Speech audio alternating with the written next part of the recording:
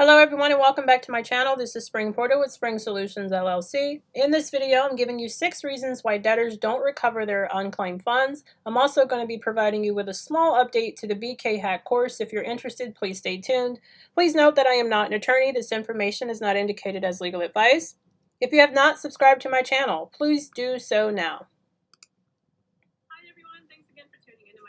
So as I mentioned in this video, I am going over why debtors do not go after their unclaimed funds. Now, I have done a video recently that said why creditors don't go after the unclaimed funds. And this is a different party because most of the funds are there because the debtor has money coming back to them. And some of the reasons that I've found, and this is by talking to, the debtors, trying to see if they're going to work with me. I've heard them say these things on occasion.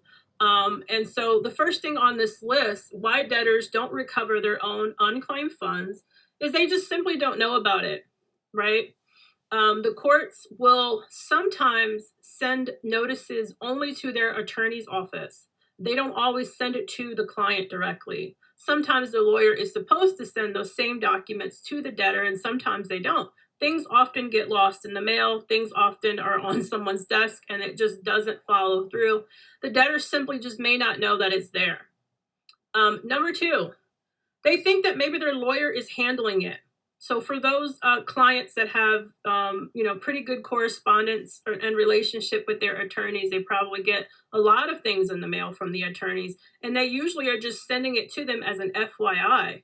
And so when they get something like that from their attorney's office that says they have money left over, they just assume that their lawyer was handling things, and that's not always the case. It's always a good idea, and this is just a side note, if you ever have to work for an attorney, you always open that mail. You always want to know what they know, and if you don't know, ask them. You don't want to be left in the dark. And just generally speaking about what's going on in your case, you should always know generally. You may not know specifics because there are some things in law that are, obviously it's difficult, but things pertaining to numbers at a bankruptcy case, it should be simple enough for you to answer, and they should be able to explain it to you in layman's terms so that you fully get it. So they think that their lawyer is handling it, and that's not always the case. Sometimes the attorney will think that if they just file a change of address, that may just be enough to get the court to send a second check, and that's not always the case. The courts are not doing their due diligence and checking all the cases to make sure, hey, did they do another change of address? Do we have a new address? They're not looking that deeply. What they're looking at is to see, hey, what was the address that they had at the time that they filed bankruptcy? We're going to send the check to that address, right? And that is the only thing that they're going to do.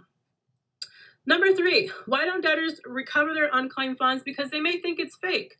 There are some people that may not have ever gotten a paper check from the IRS. Maybe they've only gotten their payments or like their direct deposit. Maybe it's only gone to their bank, like for a tax refund. But I think recently, because of COVID and because of all the stimulus checks that people have gotten, for sure a lot of people have gotten a paper check. But if you have gotten this for the first time, it does look fake. It doesn't look like a real check. Some people just probably don't even deposit it because they're like, oh, this is probably not real. It's like a junk mail or something. And then another thing on here, they don't know the process. There are some people that maybe they do get notices in the mail and they're like, well, I don't know. It doesn't say on here exactly what I'm supposed to do to claim it. So I just don't know the process. I don't know who to call, right? And that, again, that's a missed opportunity from the court. They need to do a better job at doing this, but I mean, I'm glad that they don't because it makes room for us to do this, basically. And another thing on here is maybe they do look into it. Maybe they do have enough, gumption to call the court and to try to get the forms. I've had clients on the phone who are like, yeah, the court sent me the documents, but I don't really know how to fill it in. I don't know what all this means. And so they just forget about it because they're like, it's there, but it seems like it's too complicated, so they can't complete it. And then sometimes it's taxable income. Depending on what the source of the funds are from, it's not always from the debtor's pocket where they're getting money back. It could be property was sold. Maybe they've gotten money from a class action lawsuit or something. It could be taxable income, and that's another reason why some debtors may not even want to go after their own funds. So I hope that this list gives you a little bit clear information on why people just don't go after their own money. I'm sure that there's a few other things you can add on here, but all in all, this is basically what I've heard the most and just what I see by looking into the docket.